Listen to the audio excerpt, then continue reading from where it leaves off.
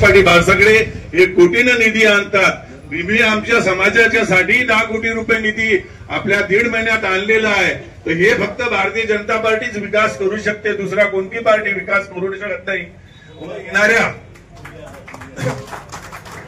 दर्यापूर क्षेत्रातील जे नगर परिषद जे ईदगाह कब्रस्तान आहे, मागील 30 वर्षापासून तो तिथील पुलाचा कार्यक्रम रखडलेला होता।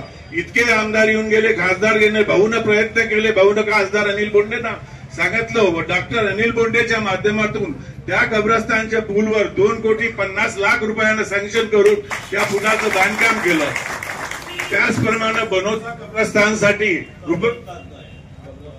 बनोसा कब्रस्तानसाठी माननीय भाऊ आमदार प्रकाश पाटील भानसगडे यांच्या बोलण्यानुसार व खासदार अनिल बोंडे यांच्या पत्रानुसार 60 लाख रुपये निधी या कब्रस्तानसाठी आणण्यात आलेला आहे। ही सर्व विकासाची कामं होऊन राहिली आहे। फक्त माझं म्हणणं असंच आहे की आमचे जे मुस्लिम बांधव थोडेसे फिरलेले आहेत, थोडेसे बाजूने गेलेले आहे, विरोधकाच्या बाजूने गेलेले आहे, त्यांना सांगतो की तुम्ही याच्या अगोदर प्रकाश पाटील भानसगडेंचा चेहरा पाहिला होता, यावेळेसही प्रकाश पाटील भानसगडेचा चेहरा पहा व पूर्णच्या पूर्ण दर्यापूर नगर परिषदेतली सीटा तुम्ही 25च्या 25 नगराध्यक्ष कमळात घड्याळ या चिन्हावर निवडून आणा। हे सांगून मी माझे 2 शब्द संपवितो। जय हिंद, जय भारत।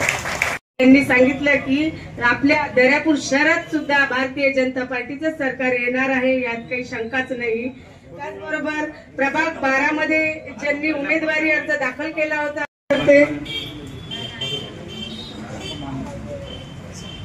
प्रभाग 12चे उमेदवार लांडे दादा यांच्या मिसेस ठेवलेला आहे, त्याबद्दल मी राठोड दादा यांचे मनपूर्वक आभार मानते।